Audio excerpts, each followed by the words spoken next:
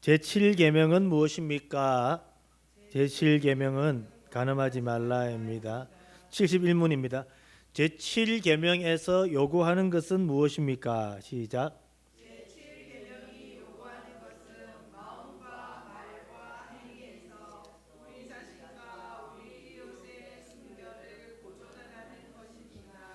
(72문입니다) 제7계명에서 금하는 것은 무엇입니까?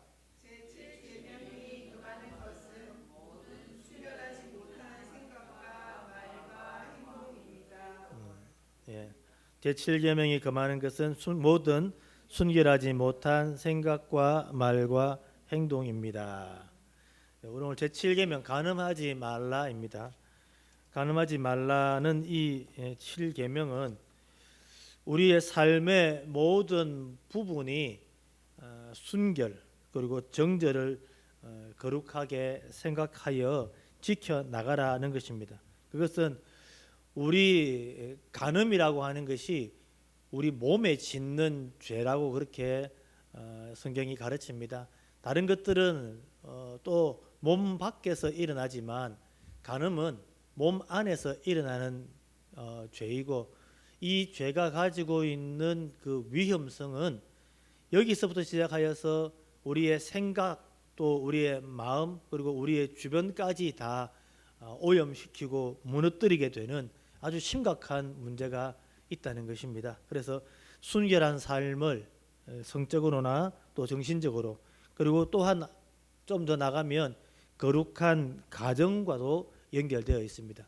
개인의 성적인 이런 타락이든지 범죄는 반드시 가정의 문제를 일으키고, 그 가정은 부부 간의 관계로만 끝나는 것이 아니라 부모 자녀와의 관계까지도 영향을 미치는 아주 심각한 문제가 되기 때문에 간음하지 말라는 계명을 우리는 받습니다. 하지만 이런 부부 간의 문제, 신뢰 문제, 가족 간의 그 관계가 깨어지는 이런 문제 때문이 아니라 더 근본적으로 하나님은 우리가 거룩한 하나님의 백성으로 살아가야 할 것을 가르치고 있기 때문입니다.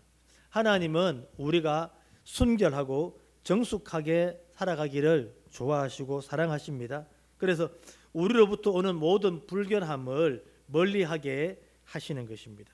오늘 우리가 어떤 방탕한 정욕이나 또는 자기 자신을 더럽히는 말들을 허용하지 말도록 그렇게 성경이 가르치고 있습니다. 자, 먼저 한번 71문, 여러분 책을 한번 보십시오. 71문에 제7계명에서 요구하는 것은 무엇입니까? 했을 때 집사님 요리문답을 떼어주세요. 여기에서 살펴봐야 될 것은 세 가지 영역입니다. 첫 번째로는 마음, 말, 행위에서 이거 간음하지 말라고 하는 것을 들었을 때 제일 먼저 떠오르는 것은 행위, 간음하는 행위만 해당될 거라고 생각하는 부분들이 많지만 그것이 아니라 마음도 말도 그리고 행동에까지도 이어지게 되는 것이죠. 두 번째로는 우리 자신의 순결만 해당하는 것이 아니라 우리 자신과 우리 이웃의 순결을 보존하는 것이다 하는 것이고, 세 번째로는 순결이 핵심이라고 하는 순결을 보존하라는 것입니다. 그럼 순결을 보존하는 것이 무엇인가에 대해서도 한번 생각해 볼 필요가 있습니다. 성경은 여러분 그 책에 보시면 성경 구절이 좀 몇 개 나와 있는데 보십시다. 마태복음 5장 28절 함께 읽어볼까요? 시작. 음욕을 품고 여자를 보는 자마다 이미 간음하였느니라. 마태복음 5장 28절 한 번 더 볼까요? 시작. 나는 너희에게 이르노니 음욕을 품고 여자를 보는 자마다 마음에 이미 간음하였느니라. 음욕을 품고 여자를 보는 자마다 마음에 이미 간음하였느니라. 에베소서 5장 4절 말씀 보십시오. 에베소서 5장 4절 말씀 시작. 누추함과 어리석은 말이나 희롱의 말이 마땅치 아니하니 오히려 감사하는 말을 하라. 어리석은 말, 희롱의 말, 이런 말들이 그리스도인들에게 마땅하지 않다라고 그렇게 말씀합니다. 히브리서 13장 4절 말씀 보세요. 책에 보면 있습니다. 히브리서 13장 4절 말씀 시작. 모든 사람은 결혼을 귀히 여기고 침소를 더럽히지 않게 하라. 음행하는 자들과 간음하는 자들을 하나님이 심판하시리라. 아멘. 구약 레위기에 보면 여러 가지 성적인 문제에 대한 어머니 또는 형제, 자매, 고모, 이모의 하체를 범하지 말라라고 하는 말들을 계속 말하면서 너희 하나님이 거룩하시다라고 그렇게 말합니다. 침소를 더럽히는 것. 그래서 그러면 침소를 더럽힌다, 순결을 지킨다라고 할 때 기준은 뭡니까? 어떤 기준이 더럽히는 것이고 어떤 기준이 더럽히지 않는 것인가 하는 거죠. 그래서 기억해야 할 것은 성적인 관계는 부부 안에서 제한된다. 성적인 관계는 부부 안에서 제한된다. 앞으로 결혼할 것이니까 관계를 허용해서도 안 되고, 결혼하고 난 뒤에 헤어지고 이혼한 상태에서 또다시 성적인 결합이 일어나게 된다면 그것도 잘못되는 것입니다. 그럴 일이 있겠습니까? 있습니다. 지금 이혼한 부부가 이혼을 하고 난 뒤에 성적인 문제를 가지고 서로 나누고 관계를 하는 그런 일들이 많다는 거예요. 세상에 성적인 타락이 문란해지기 시작하면 이건 아주 심각합니다. 더 심각한 것은 지금 어른들의 세대는 옷도 꽁꽁 싸매고 그렇잖아요. 치마도 길었고 아예 속살이 보인다는 것 자체만 이렇게 살만 좀 보여도 수치스럽게 생각하던 그런 시대였다면 지금은 노출이 극도로 심각한, 그래서 거의 팬티나 또는 수영복 이런 정도만 해도 길거리에 다녀도 될 만큼이나 노출이 많이 되어 있기 때문에 또 이런 SNS든지 또 유튜브든지 이런 여러 가지 매체를 통해서 성적인 접근들을 할 수 있기가 너무 쉽다 보니까 이제는 웬만한 것 가지고 성적인 어떤 순결이나 이런 것들에 대해서 생각하는 수위가 많이 달라졌어요. 그리고 그리스도인들 속에 있는 사람들조차도 손전성관계에 대하여 그럴 수도 있지요 라고 생각하는 사람들이 비일비재해지고 있고요. 세상에서 하고 있는 성적인 어떤 즐거움과 쾌락들을 그게 왜 문제가 되나요? 라고 생각하기도 한다는 거죠. 심지어 순결이라고 하는 단어 자체도 아주 오래된 옷장 속에서나 벽장 속에서나 기념관에서나 볼 수 있는 단어처럼 순결, 뭐가 순결입니까? 라고 하는 단어를 가지고 아주 무너뜨리는 거예요. 성적인 수위도 마찬가지고 우리가 서로 만나는 이런 만남의 시간도 마찬가지입니다. 손잡으면 순결 이런 겁니까? 아닙니까? 키스를 하면 순결 이런 겁니까? 아닙니까? 이러면서 점점 그 수위들을 하다 보면 도대체 어디서부터 어디까지 왜 이런 일을 하는가 하는 것이죠. 여러분, 그래서 성경이 요구하는 의무 3가지와 성경이 금지하는 것 3가지를 함께 생각해 보려고 합니다. 첫 번째로 우리가 기억해야 될 것은 성경이 말하는 순결은 결혼 관계 안에서의 두 사람의 성적인 관계를 말하는 것입니다. 그 나머지는 다 부정한 것입니다. 기억하십시오.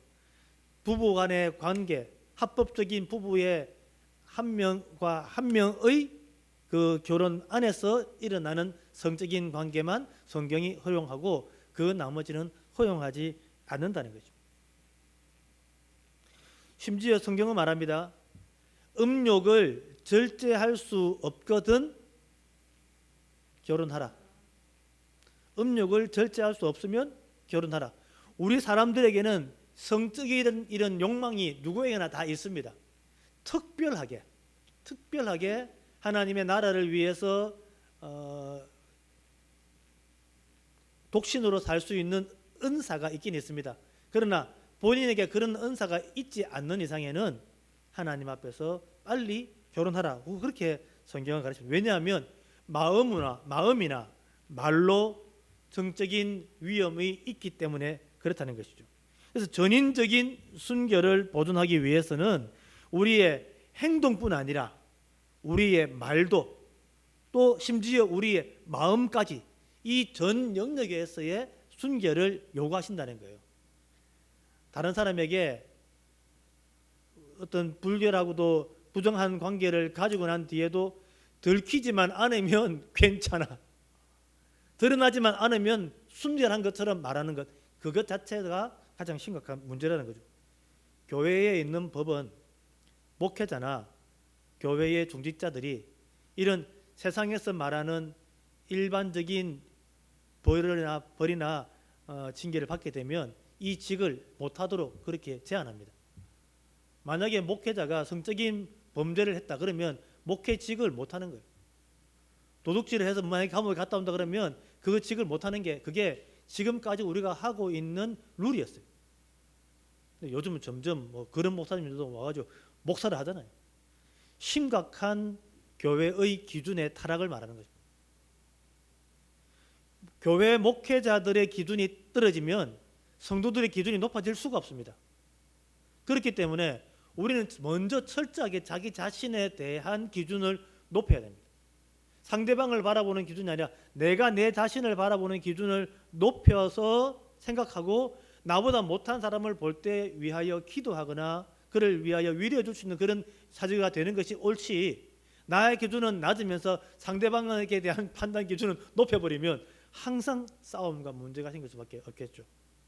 그래서 이 순결, 정인적인 순결을 하나님이 요구하고 기뻐하신다는 것입니다. 하나님은 가정이 거룩하게 지켜지기를 원합니다. 가정이 거룩하게 지켜지기 위해서는 우리의 행동만이 아니라 우리의 말도 우리의 마음도 그렇게 바뀌어져야 한다는 것입니다. 그러면 하나님은 왜 이런 일에 순결을 요구하시는가 하는 거죠. 우리는 하나님을 섬기는 하나님의 백성이고 너희 몸이 하나님의 거룩한 성전이라, 성령님이 거하시는 거룩한 전이라는 사실을 알지 못하느냐, 우리는 그렇게 말씀하지 않습니까? 그래서 하나님의 말씀을 따라 하나님의 뜻대로 살아가려고 하는 성도는 하나님께 주신 말씀 계명, 10계명의 계명을 가지고 자기 자신을 먼저 진단하고 돌아봐야 될 감각의 파수꾼을 세워야 한다는 것이죠. 다른 사람처럼 함부로 살아가는 것이 아니라 우리는 하나님의 거룩한 백성이기 때문에 우리가 말하는 말, 우리가 하는 생각들에서 거룩함이 있어야 된다라고 하는 것이죠. 그래서 세상에서는 계속적으로 유혹과 자극이 올 때 이것들을 막아 세우고 그것들을 방패막이 할 수 있는 하나님의 그런 은혜가 필요한데, 그것이 바로 제7계명에서 거룩한 환경을 조성하라는 것입니다. 그래서 우리가 읽었던 성경 구절 가운데 에베소서 5장 4절에 누추함과 어리석은 말이나 희롱의 말이 마땅치 아니하니 오히려 감사하는 말을 하라. 말을 하면서 이런 말이 슬슬슬 녹아지면서 행동으로 바뀌는 거예요. 초등학교 동창회, 중학교 동창회, 남녀공학 동창회에 가가지고 어릴 때 친했던 그 친밀함이 있으니 말을 편안하게 하다 보면 거기서부터, 그 말에서부터 은근슬쩍 던져보고, 그리고 난 뒤에는 이제 사고가 생기는 문제로 번지게 되는 거예요. 여러분, 우리가 하는 모든 일들에 파수꾼을 세우지 않으면 그렇게 넘어가 버리는 거예요. 마음에서부터, 말에서부터 행동으로. 그래서 이런 일들을 다 막아. 교회 안에서 세상에서 쓰고 있는 음담패설이나 세상에서 말하고 있는 그런 지저분한 이야기들을 농담 삼아라도 여러분 던지지 마시기 바랍니다. 교회는 그런 곳이 되어서는 안 됩니다. 교회 안에서 거룩한 하나님의 백성들이 살아가는 그 말들을 서로 독려하고 위로함으로 말미암아 거룩한 삶이 되어야 되는데, 아이고 우리도 다 뭐 그렇지 않나요? 뭐 당신도 그렇고 나도 그렇지 않나요? 이러면서 교회 공동체가 세상 공동체의 어떤 동호회 비슷한 모양으로 가버리면 그때부터 교회는 무너지게 된다는 것입니다. 또 한 가지는 우리는 결혼이라고 하는 부르심을 받았다라는 사실을 여러분 기억하십시오. 우리가 모를 때, 하나님이 없을 때 이야기하는 게 아닙니다. 하나님의 백성으로 살아가고 있는 그리스도인들이 결혼을 준비하며 만날 때, 이때 이 결혼은 하나님의 거룩한 부르심이라고 하는 사실로 한번 생각해 보시기 바랍니다. 그래서 나는 지금 이제 앞으로 결혼하실 분들, 제사부터 해가지고 다 결혼하실 분들, 하나님 앞에서 결혼을 약속하는 거예요. 남자와 여자가 서로 좋고 좋아서 만나는 게 아니라 하나님 앞에서 나의 짝으로, 하나님께서 내게 맡겨주신 배필로 생각하고 하나님이 내게 짝지어 주셨다라고 하는 것들로 고백하기 때문에 하나님께 대한 의무가 나의 거룩인 거예요. 나의 정절인 거예요. 나의 순결인 거예요. 그래서 남자나 여자 모두가 다 하나님께 대한 거룩의 정절, 거룩의 순결로 고백하게 되면 가정이 안전하게 지켜지는 거예요. 누구 하나 하나님 앞에서 또 넘어지기 시작하면 그때부터 두 사람의 관계는 깨어지지 않았을지는 몰라도 이미 균열이 시작되고 있다는 것이죠. 그래서 하나님이 복 주신 거룩한 연합인 이 결혼을 기억하고 부부가 두 사람의 사랑으로 살아가는 게 아니라 하나님을 중앙에 놓고 남편이 하나님을 사랑하고 아내가 하나님을 사랑하여서 서로 하나님을 섬기는 그런 가정으로 만들어지게 되는 것이고, 그렇게 하나님을 사랑한다는 표식이 뭐냐? 내가 하나님을 사랑하는 표식이 뭐냐? 결혼 외의 관계들을 부정하게 생각하고 이야기하는 거예요. 아내가 있는데 아내 말고 다른 여자와 함께 뭐 농이라든지 어떤 친밀한 관계를 만드는 것 자체도 적절하지 못할 때가 있고요. 남편 말고 다른 남자를 놓고 이런 부부간에 만져져야 되고 부부간에 지켜져야 될 정절을 넘어서게 될 때 그게 결혼의 신성함이 깨진다는 것입니다. 물론 성경에 독신도 있습니다만은, 그러나 이 삶은 모든 사람에게 주시는 것이 아니라 또 한시적으로 그 일을 허락하실 수 있다는 사실을 여러분 그렇게 기억하시기 바랍니다.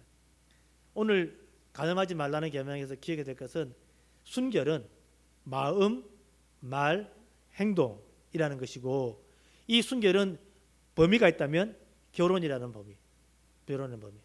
그럼 결혼이 끝났고 또는 사별하신 경우 있잖아요. 헤어졌을 때. 그럼 그때는 자유합니까? 아닙니다. 심지어 성경은 이렇게 말합니다. 두 사람이 헤어질 때 이혼하는 것조차도 간음이 될 수가 있습니다. 언제?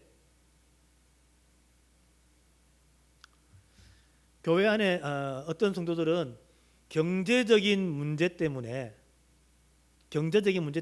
이혼하는 경우가 있습니다. 그렇게 이혼하고 난 뒤에 재혼을 합니다. 성경은 그것을 간음이라고 합니다. 다시요. 이혼했는데요. 다시 재혼했는데요.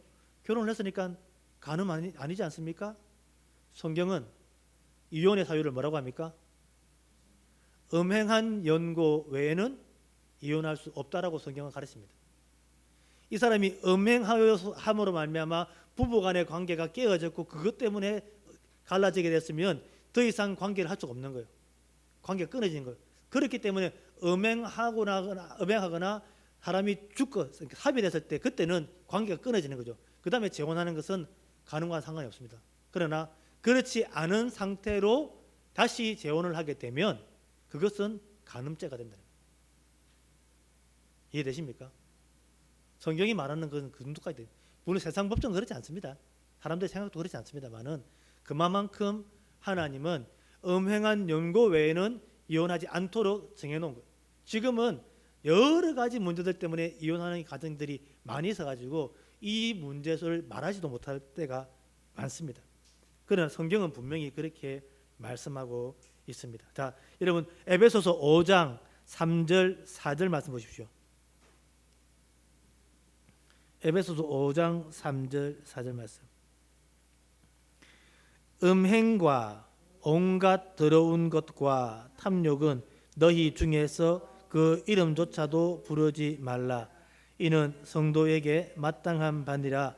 누추함과 어리석은 말이나 희롱의 말이 마땅치 아니하니 오히려 감사하는 말을 하라. 아멘. 성경은 우리에게 하나님 앞에서 가정을 올바로 세우는 것, 믿음의 가정을 올바로 세우는 것, 하나님 앞에서 거룩한 가정을 바로 세우는 것, 이것이 얼마나 중요한지를 가르치고 있습니다. 왜냐?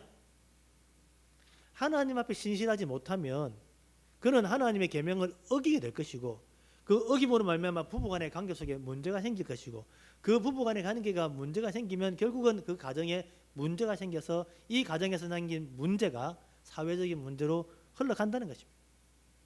여러분, 현재 일어나는 사회의 여러 가지 범죄의 가장 근본적인 밑바닥이 어디에 있습니까? 가정에서부터 올바른 사랑이나 올바른 관계가 되지 못했던 것들이 심각한 이유로 드러나고 있다는 거죠. 그래서 하나님께서 가정을 사랑하시고 그 가정을 보존하기를 원하시기 때문에 주시는 계명이 제7계명이라고 하는 것입니다. 그러니까 우리 가정 문제입니까? 괜찮습니다가 아닙니다. 이 가정의 문제가 사회의 문제가 되고, 이 가정의 문제가 교회의 문제가 되고, 이 가정의 문제가 하나님 나라의 문제로 번져간다는 사실을 분명히 가르치고 있는 것입니다. 그리고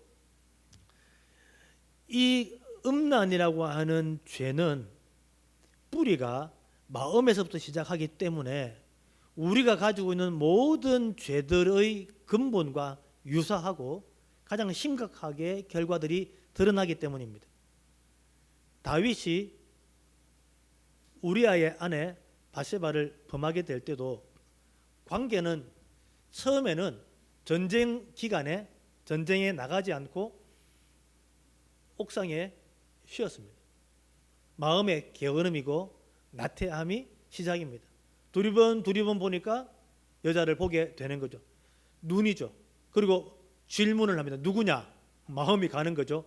그리고 오라고 하고 결국은 그것 때문에 넘어지게 되는 관계들을 보여줍니다.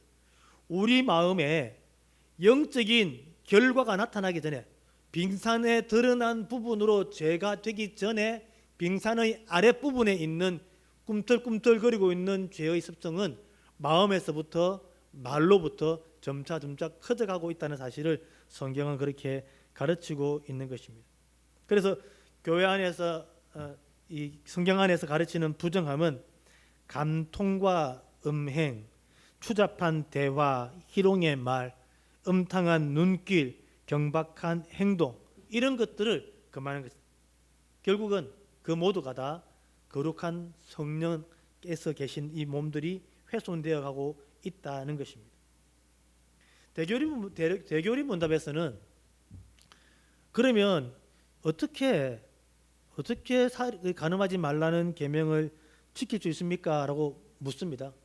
간음하지 말라는 계명을 어떻게 하면 준수할 수 있고 어떻게 하면 그것을 지켜낼 수 있습니까? 라고 했을 때에 첫 번째로 꼽는 게 게으름과 탐식을 제거하라는 것입니다. 간음이라고 하는 이 죄의 출발은 게으름에서 시작돼요. 게으름. 할 일이 없는 거예요. 빈둥빈둥 할 거 뭐 없나 하다 보면 육체를 따라서 쓸데없는 일로 들어가게 되는 거죠. 탐식이 들어요. 내가 무언가를 탐하고 이거 한번 해봐야겠다는 생각이 들면 무너지게 된다는 거죠. 두 번째로는 술 취하는 것입니다. 술 취하는 것.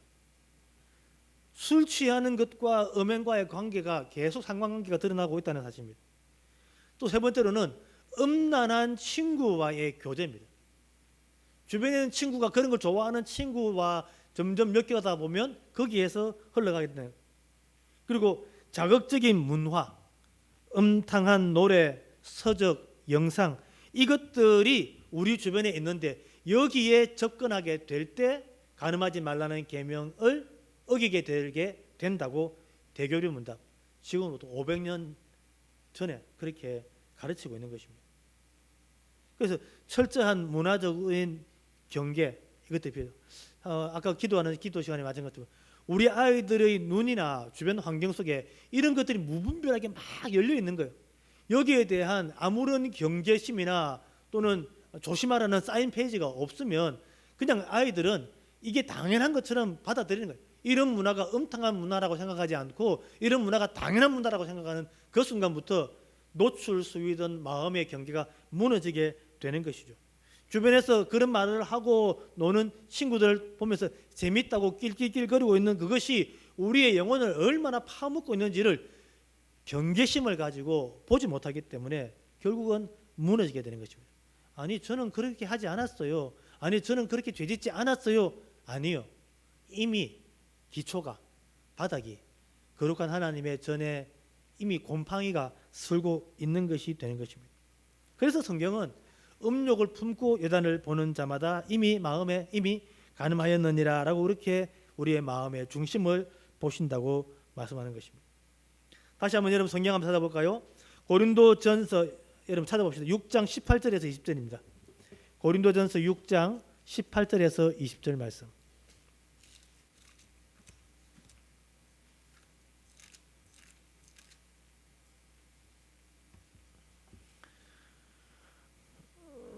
고린도전서 6장 18절 말씀 읽어보시죠. 시작.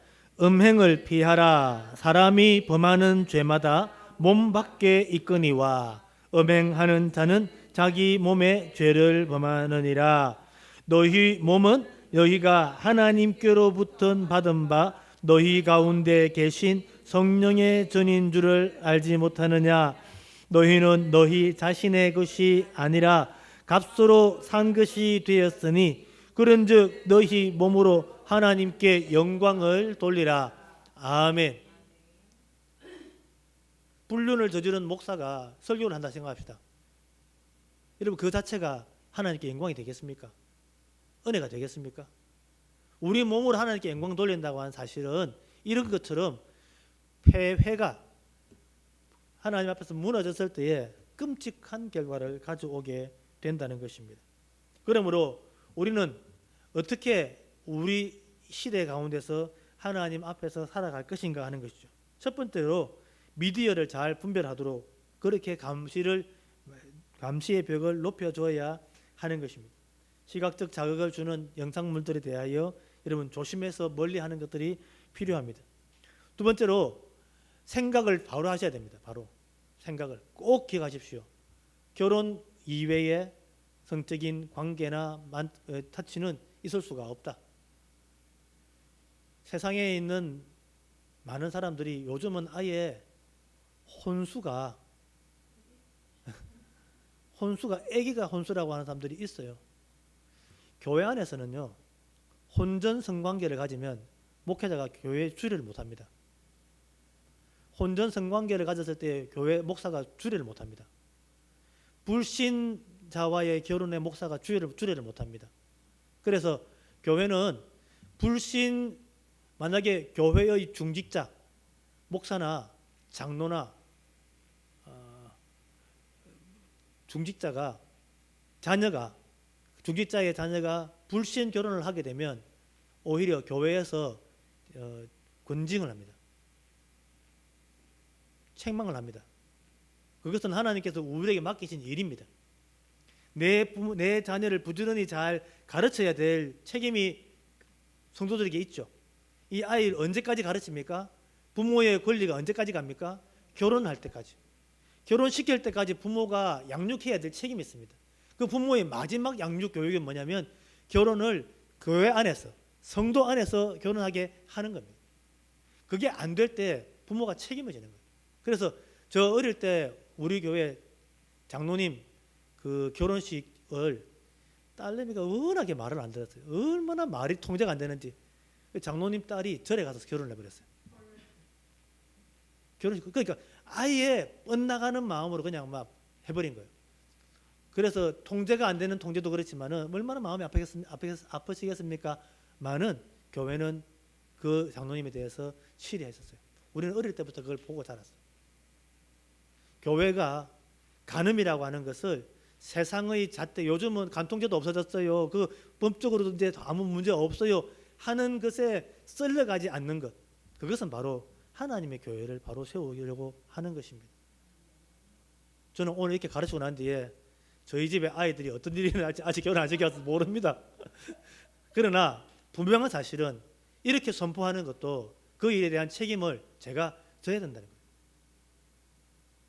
그래서 제가 목회하는 다른 교회에 있을 때는 결혼식에 주례도 교회 성도가 결혼하는데 참 안타깝게 주례도 못하고 그렇게 그것 때문에 오히려 권증도 하고 하는 일들이 많이 있었습니다.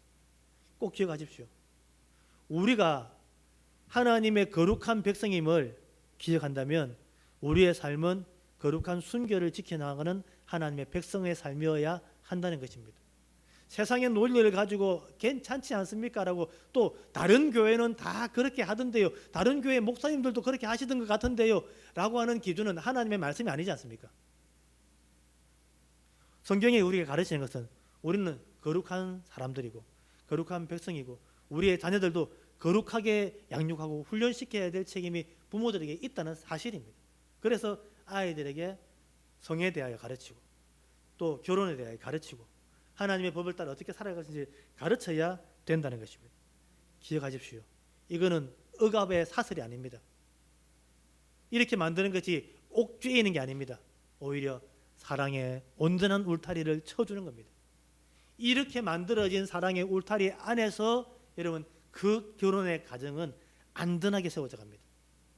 잘 지켜져 있는 순결의 그 남자와 여자가 하나님 앞에서 결혼하게 될 때 그 가정이 하나님의 은혜 안에서 더 잘 성장할 수 있다는 사실을 통계가 우리에게 보여주고 있는 것입니다.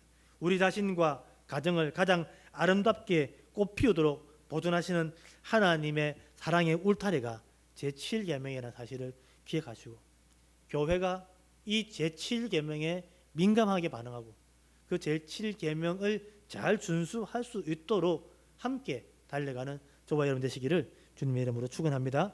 기도합시다.